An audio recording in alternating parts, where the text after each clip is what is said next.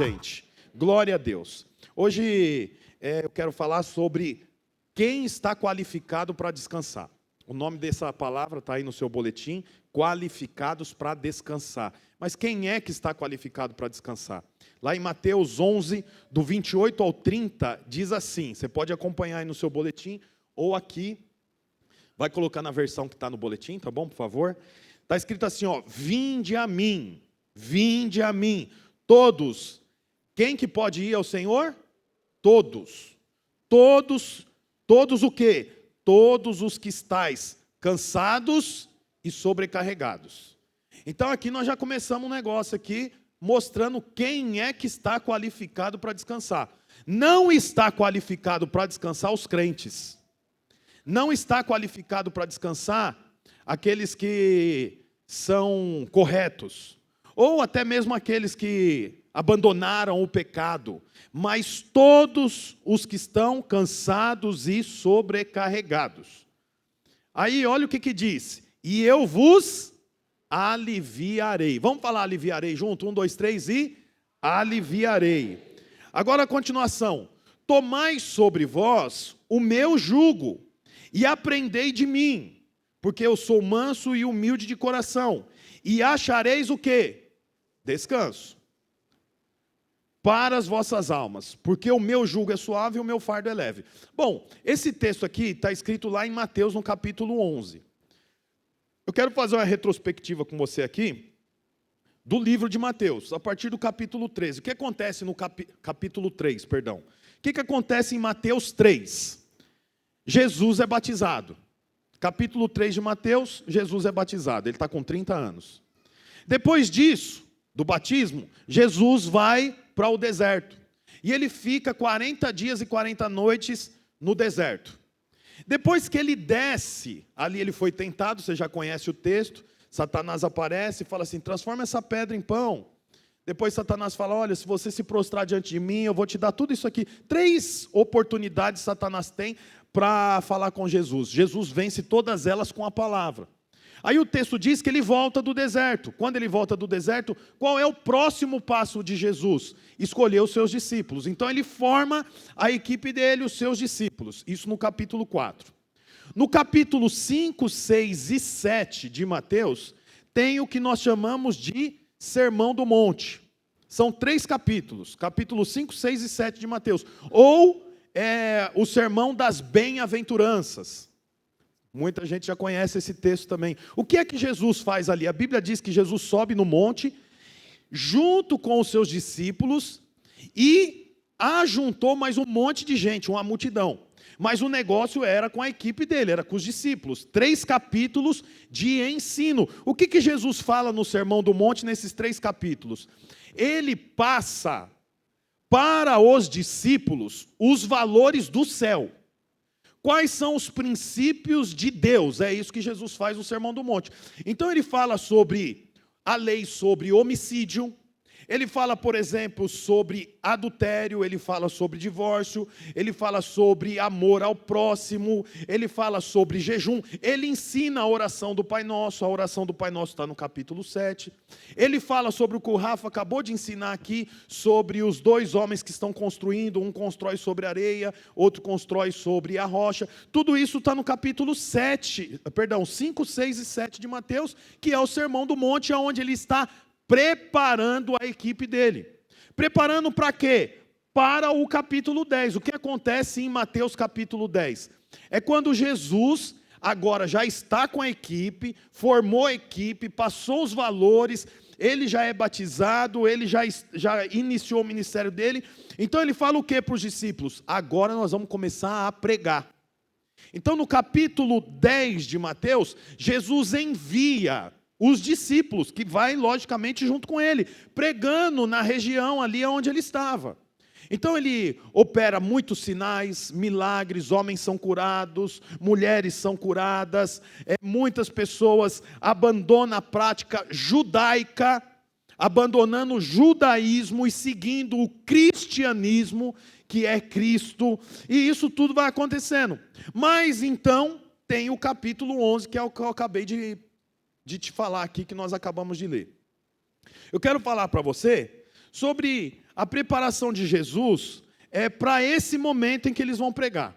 Então, lá em Mateus 10, 5 e 6, Jesus envia os discípulos e dá as seguintes instruções para eles: não se dirija aos gentios, nem entrem em cidade alguma dos samaritanos, antes dirijam-se às ovelhas perdidas de Israel.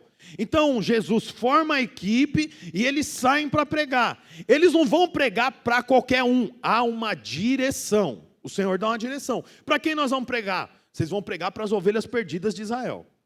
O Senhor não só dá a direção, mas Jesus também dá a mensagem. Está lá em Mateus capítulo 10, versículos 7 e 8. Por onde vocês forem, preguem essa mensagem. Qual é a mensagem? O reino de Deus está próximo. Curem os enfermos, ressuscitem os mortos, purifiquem os leprosos e expulsem os demônios. Então Jesus dá para os discípulos direção, Jesus dá para os discípulos a mensagem, e Jesus dá para os discípulos também a provisão. É o que está escrito aí, Mateus 10, versículo do 9 ao 10. Não levem ouro, não levem prata, não levem cobre, nem seus cintos, não levem nenhum saco de viagem, nem túnica extra, nem sandálias, nem bordão, pois o trabalhador é digno do seu salário. O que Jesus está dizendo?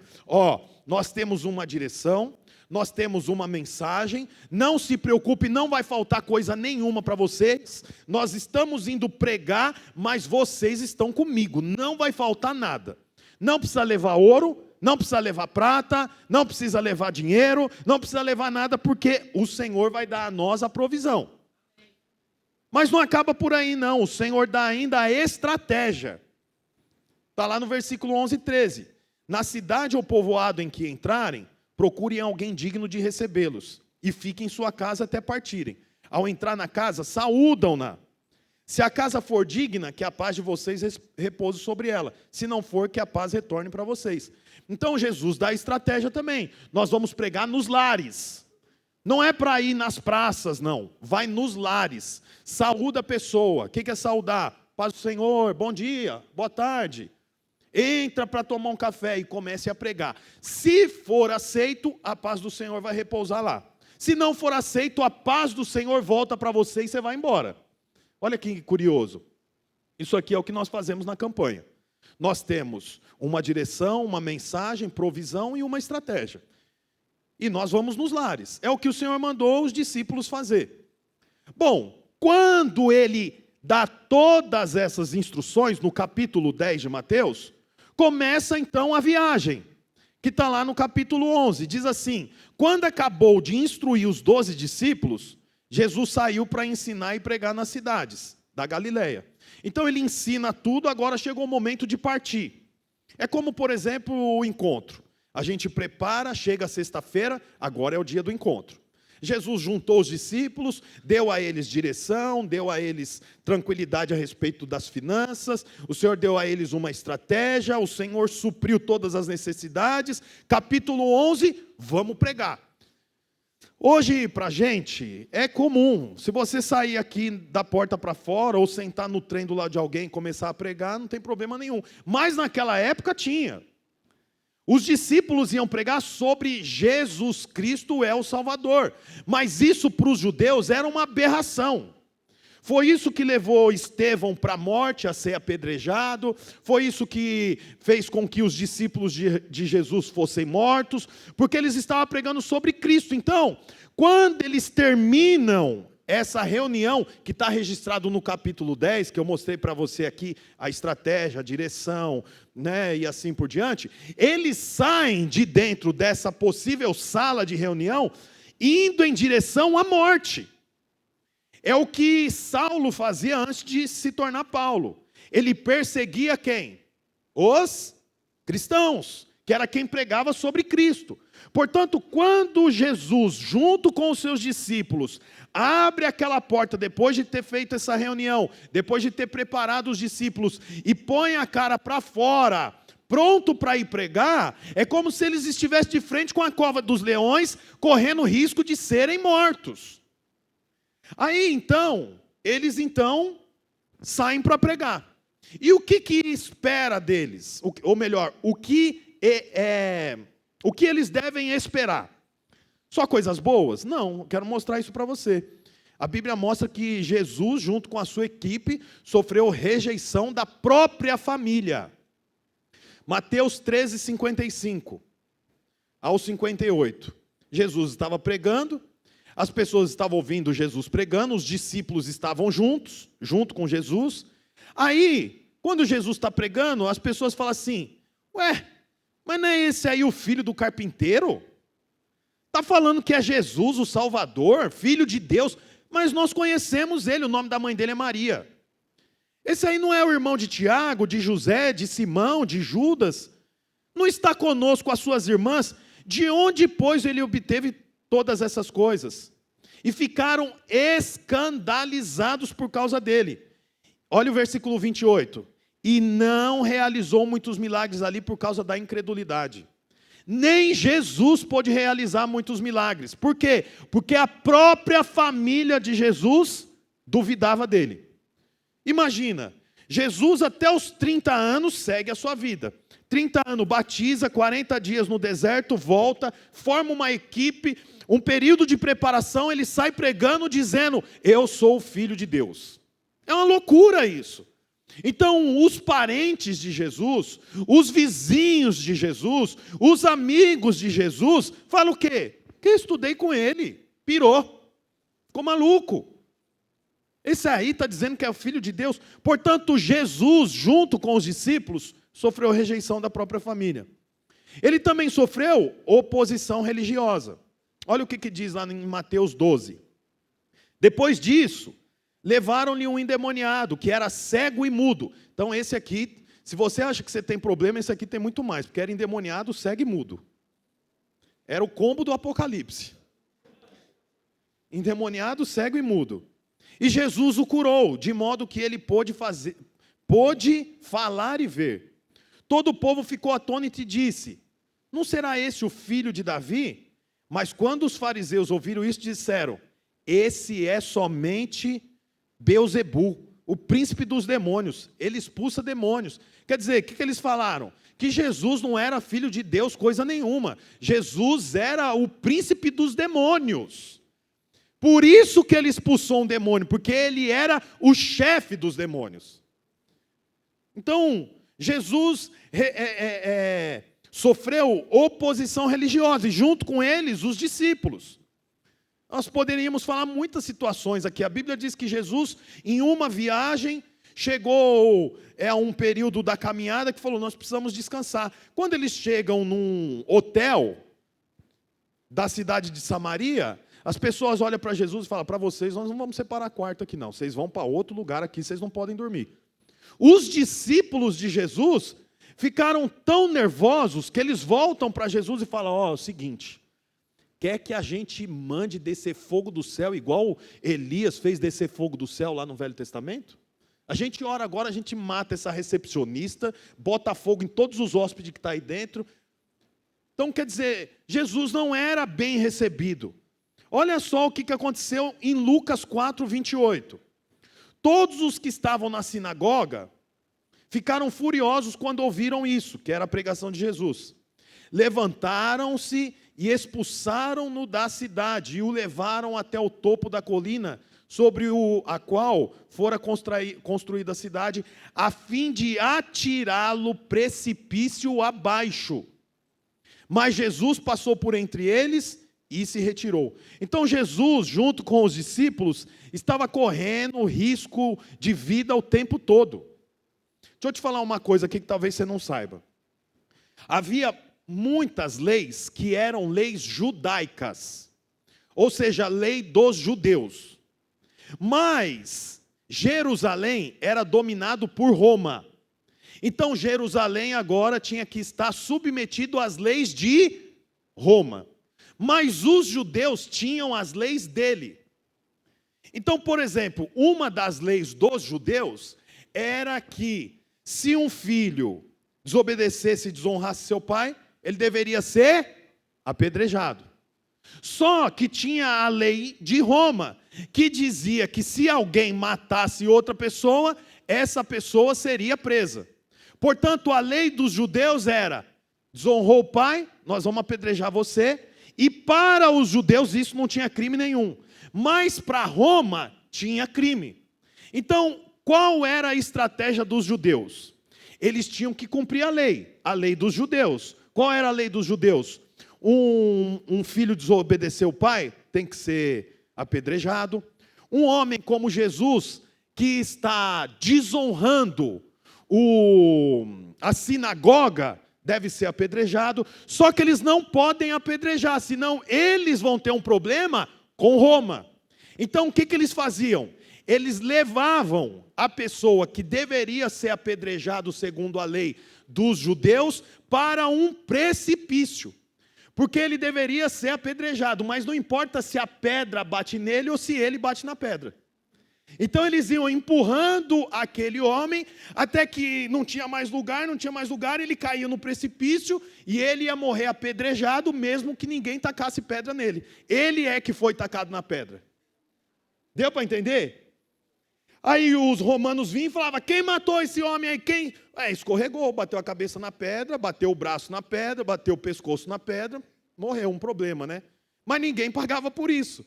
Então a Bíblia diz que Jesus estava pregando numa sinagoga. Estourou alguma coisa aqui, não estourou? Fica alerta aí, tá, Rafa? Se pegar fogo, você pega o extintor. Então assim, Jesus foi sendo empurrado até que chegasse no precipício. Deu para entender? Para que alguém empurrasse ele, mas a Bíblia diz que ele conseguiu se safar e saiu por entre aqueles homens e ninguém viu para onde ele foi. Bom, por que eu estou contando toda essa história? Por que eu estou mostrando para você todos esses desaforos que Jesus sofreu junto com os discípulos?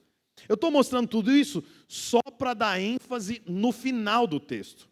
Porque Jesus sofreu, foi mal visto, foi malquisto pelos discípulos, pela família, pelos cidadãos da onde ele cresceu, nasceu, cresceu e viveu.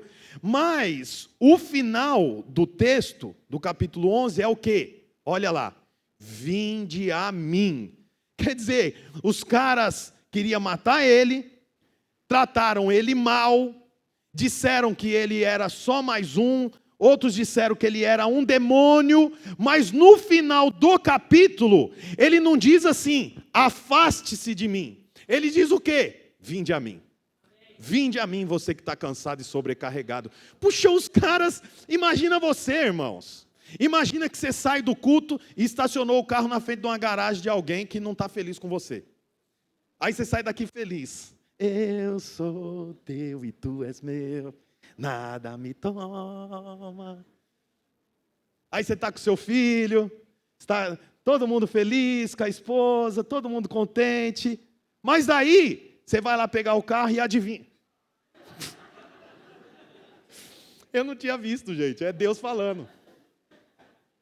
Não é o meu não, né? É o meu? Não é o meu não, eu troquei, eu não estou com o Jeep. É Jeep que apareceu aqui? Mas não é meu não, não é meu não. Jeep branco, RFK, não é meu não. Eu estou com outro carro. Aí então, glória a Deus, Jesus, que alívio. Ai meu Deus, Fiquei, por alguns minutos eu lembrei, meu Deus do céu. Aí o irmão vai lá, quando ele chega para abrir o carro, o dono está assim. Aí o dono, opa, é meu carro, desculpa. Tá de brincadeira, né, patrão? Não, eu estava no culto aqui, rapaz, mas já estou tirando. Você é um demônio. Nossa, imagina, como é que você ficaria? Aí você fala de novo, eu já estou, não, já estou saindo aqui. Demônio, filho de Beelzebu, não sei o que você está fazendo na igreja, seu demônio. O que você ia falar? Vinde a mim, você que está cansado e sobrecarregado, eu vos aliviarei. Você ia fazer isso? Hã? Imagina, você chega em casa. Eu sou teu e tu és meu, nada. E aí, tá pronto o almoço? Só 3 da tarde.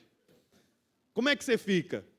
Então, quer dizer, a situação que Jesus vivia era uma situação de perseguição, era uma situação de a família mal querendo ele, né, maltratando ele, ninguém o valorizava, era perseguido, correndo o risco de ser morto, empurrando ele para o precipício, para matá-lo. No final do texto, o que Jesus diz?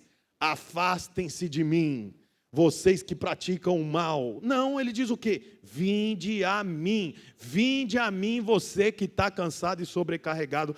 Puxa, se Jesus falou isso para esses homens, imagina para você o que ele não diz, meu irmão. Você sabe quem é o qualificado para descansar? Aquele que está cansado e sobrecarregado. Essa é a condição para descansar. A condição para descansar não é fazer tudo certinho, não. Você sabe, a gente tem uma rota de acertos. Então, você vai valorizando, avaliando a sua postura, e assim você vai pensando, hoje eu fiz um ponto com Deus, hoje eu estou, comprei a balinha, comprei a paçoca no farol. Ufa, estou bem. Aí você deslizou, falou uma bobagem, pensou algo que não deveria, aí você fala, estou com um ponto a menos. Você sabe, Deus não avalia desse jeito, isso é conta que nós fazemos. O Senhor diz para você, vinde a mim você que está cansado e sobrecarregado. Só que tem um detalhe interessante aqui do texto. Está aqui o texto? Põe para mim, por favor. Mateus 11, 28. Vinde a mim todos os que estão cansados e sobrecarregados, e eu vos aliviarei. Então, quem vai para Jesus, recebe o quê? Recebe o quê, irmãos? Alívio. Fala comigo, alívio. Alívio. Quem vai para Jesus, recebe alívio. Põe o versículo 29 agora. Olha lá. Tomai sobre vós o meu jugo, e aprendei de mim, porque sou manso e humilde de coração, e achareis, é alívio. É alívio? É descanso. Tem uma diferença entre alívio e descanso. Quando eu parei nesse texto aqui, eu falei, não, tem algo aqui. E sabe o que eu me lembrei? Há alguns anos atrás, eu morei em Curitiba, e nós tínhamos lá um seminário. E ia 10 jovens daqui de São Paulo para estudar comigo lá 2 anos. Teologia, para ficar junto com a gente. E aí um dia era um feriado e a gente queria levar esses 10 jovens para fazer um passeio, e nós organizamos lá 2, 3 carros, e nós levamos ele para um lugar chamado Morretes, que é um lugar de cachoeira, bem bonito, um lugar lindo. E aí nós estávamos lá, e lá em cima tem uma cachoeira, e ela vem descendo, passa por dentro da cidade, forma algumas piscinas naturais assim. Nós fizemos um churrasco ali na beira, depois do churrasco, pulamos nessa piscina natural. Aí tinha umas 3 meninas que não sabiam nadar. Aí a gente falou assim, para vocês entrar aqui, vocês têm que dar a volta lá em cima, que lá é raso. Aí vocês entram ali naquela banheirinha ali, dá pé para vocês. Aí elas faziam isso. Subia assim uns 20 metros, atravessava a cachoeira e ia lá para a piscininha natural. Aí ficamos lá, vambora, gente, vambora. A que sabia nadar, uma das que sabia nadar, falou assim para as 2 que não sabiam nadar. Vocês vão subir lá em cima para dar a volta? Atravessa nado aqui, Só que era tipo, sei lá, 4, 5 metros de profundidade. Porque era onde a água passava. Então a água passava, ia aprofundando o caminho. Aí tá bom. E eu estava vendo um movimento assim, tipo daqui na entrada lá do prédio da igreja. Mas não deu nem tempo de falar. A menina fez assim, uma mergulhou, a que sabia nadar, as outras 2 fez assim, Mas do jeito que afundou, não voltou. Mas afundou assim, mas não saía nem bolha. Falei, meu Deus, para onde essas meninas foram?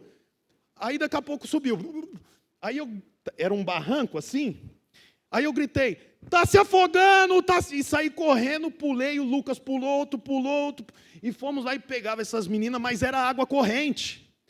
Então a gente levantava e a água corria, mas foi assim, sei lá, é que na hora parece que é horas de duração, mas eu chuto que foi, sei lá, 30 segundos, 40 segundos, mas de apavoramento absurdo.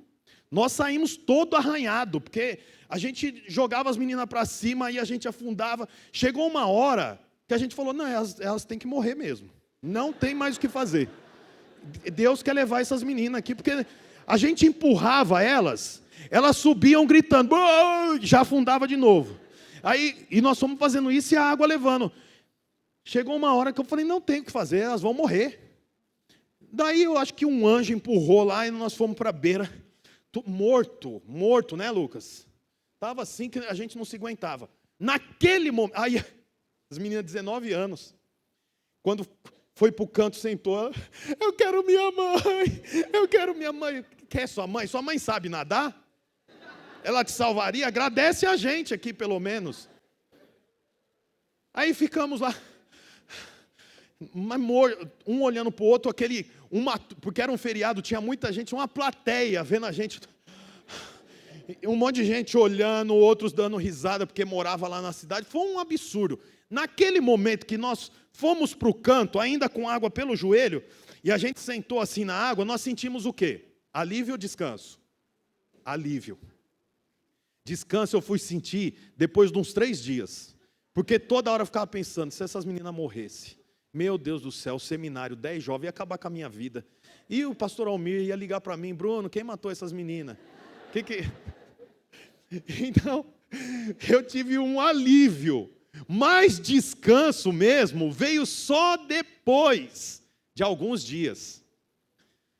Então, o texto mostra para nós aqui que quem vai para Jesus recebe alívio. Mas aquele que recebe o jugo do Senhor, recebe descanso. Tem uma diferença entre um e o outro. Você sabe, nós temos aqui muitas pessoas que nos visitam. E pessoas que vêm com muitos problemas, com situações difíceis de serem resolvidas. E quando vem aqui com essas canções, né, com esse ambiente, com um abraço, recebe abraço, oração. A semana passada veio um visitante aqui, ele falou, nunca recebi tanto abraço na minha vida. Oração. Aí a pessoa sai daqui, ela sai daqui como? Aliviada. Só que tem segunda-feira, tem terça-feira, quarta-feira, quinta-feira. O alívio resolve o problema? Não. O que ela precisa? De descanso. O descanso é um nível mais profundo. A Bíblia fala aqui que Jesus diz assim, tomai sobre vós o meu jugo e aprendei de mim, porque eu sou manso e humilde de coração, e achareis descanso para a vossa alma. O que é o jugo, gente? O jugo era um equipamento, uma ferramenta, um utensílio de trabalho que colocava sobre o boi para arar a terra. Só que não existe, ou não vou dizer que não existe, mas é raro ter jugo para um boi. Geralmente é para par de boi. Então o jugo, ele vem assim, imagina um tronco de madeira esculpido, que vem assim reto, aí faz uma meia-lua, que é onde vai o pescoço do animal, depois tem mais um distanciamento, outra meia-lua que é para outro animal, e fica reto aqui. E os animais vão debaixo desse jugo, e na frente vai puxando, e à medida que eles vão andando, vai abrindo o buraco na terra para plantar, e assim por diante. Então, a Bíblia diz que Jesus fala, olha, tomai sobre vós o meu jugo, e aprendei de mim. O alívio vem porque você foi para Cristo, mas o descanso vem quando você vai para debaixo do jugo de Cristo. Por quê? Porque, como eu disse, o jugo era para 2 animais da mesma espécie. Não dava para ter um boi e um cavalo debaixo do mesmo jugo. Um cavalo e um jumento debaixo do mesmo jugo. Uma égua e um jegue debaixo do mesmo jugo. Um novilho e um boi adulto debaixo do mesmo jugo. Não. O jugo era para 2 animais iguais. Portanto, o que esse texto aqui está dizendo? Que Cristo, eu não sei, eu estou procurando o tecladista aqui, pode subir aqui o tecladista, não sei por onde ele está. Então, Cristo se fez homem. Para quê? Para que você soubesse que Ele está junto com você no mesmo jugo. O que você passou, Ele sabe. Por quê? Porque Ele passou. Porque Ele foi para debaixo do jugo do homem. Ele viveu aqui como homem, passando por situações e dificuldades como homem, passando por necessidades como homem. A Bíblia diz que em uma ocasião Jesus fala, olha, o filho do homem não tem nem onde repousar a cabeça. Quer dizer, ele vivia como nós. Ou seja, Jesus sabe o que é viver a vida que você vive. Ele sabe a dificuldade que é ser quem você é. Só que tem um detalhe também. Depois que Jesus morre e ressuscita, ele não é apenas homem, agora ele é Filho de Deus, glorificado, assentado do lado do Pai, à direita do Pai. E você, continua sendo homem? Você agora é filho de Deus, igualmente a Ele, igualado a Ele. Tudo que Cristo tem, você tem. Não porque você conquistou, mas porque Cristo venceu e você está debaixo do mesmo jugo. Se ele vai para a esquerda, você não pode ir para a direita, porque você está debaixo do mesmo jugo. Se ele para beber água, o que você deve fazer? Parar para beber água também, porque você está debaixo do mesmo jugo. Então, o Senhor não quer te dar alívio, irmão. Vou dizer uma coisa para você, alívio, quem usa, diz que até a maconha dá. Alívio, até a bebida dá. Porque a pessoa bebe e ela esquece dos problemas, volta para casa e dorme bem demais. É um tipo de alívio. Alívio, o dinheiro dá. Você sabia que o dinheiro dá alívio? O dinheiro tem potencial para trazer alívio. Mas descanso é só andar debaixo do jugo de Cristo. Dinheiro não dá descanso, o descanso verdadeiro. O dinheiro compra 5, 7, 10 dias num resort para você descansar. Mas não é esse descanso que eu estou falando. O descanso é o que a Bíblia diz aqui, ó. Descanso para a vossa alma. É outro descanso. Não é o descanso físico, que você deita, estica o seu pé e você fica recuperado. Esse descanso aí ele não muda a sua vida. Mas o descanso da alma, sim. A Bíblia diz aqui, ó, tomai sobre vós o meu jugo e aprendei de mim. Por que você tem que aprender do Senhor? Porque agora você está debaixo do mesmo jugo. Se você não aprender dele, você vai parar na hora de seguir, vai seguir na hora de parar, vai deitar na hora que é para se levantar, vai levantar na hora que é para deitar. Por quê? Porque você está debaixo de um jugo que você não conhece. Então o que você tem que fazer? Aprende de mim. Por quê? Porque nós estamos debaixo do mesmo jugo. E o que você tem que aprender de mim? Eu sou manso, eu sou humilde. Se você aprender de mim, e nós estivermos debaixo do mesmo jugo, você vai achar descanso para a sua alma. O descanso para a alma tem um detalhe importante, porque ele é acircunstancial. Não está relacionado à circunstância. Eu não estou descansado porque tudo vai bem e meu nome não está mais no Serasa e meu comércio vai bem. Não, você precisa de Deus para te dar descanso se tudo vai bem. O descanso do Senhor é para o dia da perseguição. O descanso do Senhor é para o dia que a família te desencoraja. O descanso do Senhor é para o dia que você está decepcionado. É para esse dia o descanso. Porque descanso na alma é interior, é uma paz que ninguém pode entender. Não dá para entender. Como é que você está em paz? Estou finalizando já. Mas a história registra que há turnos de guerra. Numa guerra, não é bagunçado como a gente pensa, que os dois se encontram e vira como uma briga de duas torcidas organizadas. Que um vai batendo no outro e daqui a pouco quem não pode mais corre. Não. A guerra tem organização. Portanto, tem crimes de guerra. Tem lugares que não pode ter confronto. No hospital, em determinados lugares, escola, aquele lugar é intocável, ainda que seja na guerra. Portanto, quando havia guerra, os soldados, eles iam para a batalha e chegava um momento que era necessário trocar o turno. Por quê? Porque ele tinha que tomar banho, ele tinha que comer. O soldado era um funcionário, ele guerreava para uma nação. Então ele recebia por aquilo. Você lembra a história de Davi, quando ele manda o marido de Betseba voltar para casa? Era aquilo mesmo, voltava para casa. Voltava para casa, resolvia algumas coisas e voltava para a batalha de novo. E você sabe o que é interessante? Quando estava tendo uma troca de turno entre os soldados judeus, eles se cumprimentavam.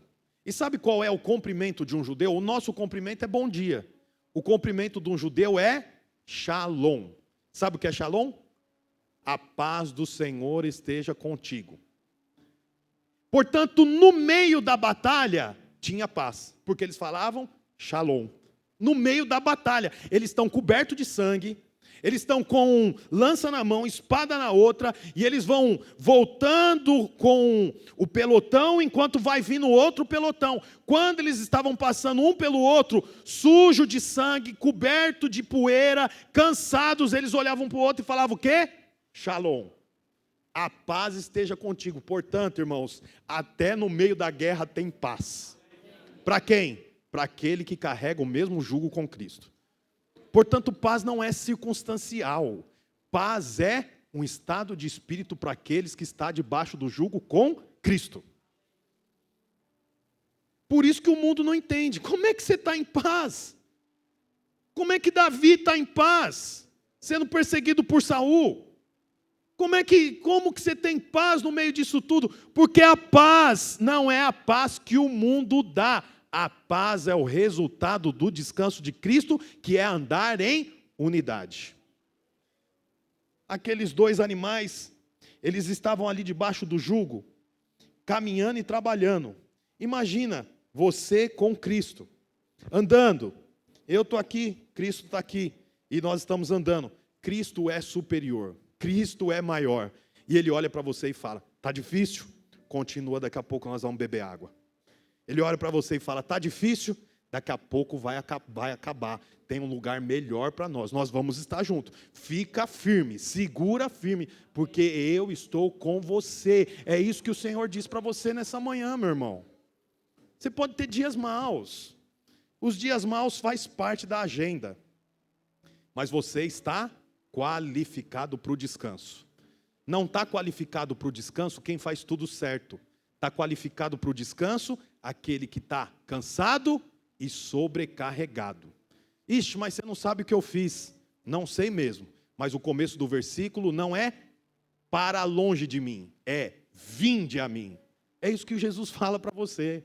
Vinde a mim. Há oportunidade para você. Há chance para você. Vinde a mim. Quem? Você que está cansado e sobrecarregado. Então eu queria que você voltasse para sua casa sabendo disso. O Senhor não quer te dar alívio. O Senhor quer te dar descanso. E só tem descanso quem está caminhando com Cristo, debaixo do mesmo jugo. Algumas semanas atrás eu encontrei uma pessoa que teve um problema em casa, e essa pessoa não esperava ter esse problema, e ela ficou decepcionada com ela própria. Você já sentiu decepção por você próprio? Já sentiu isso? Não é horrível?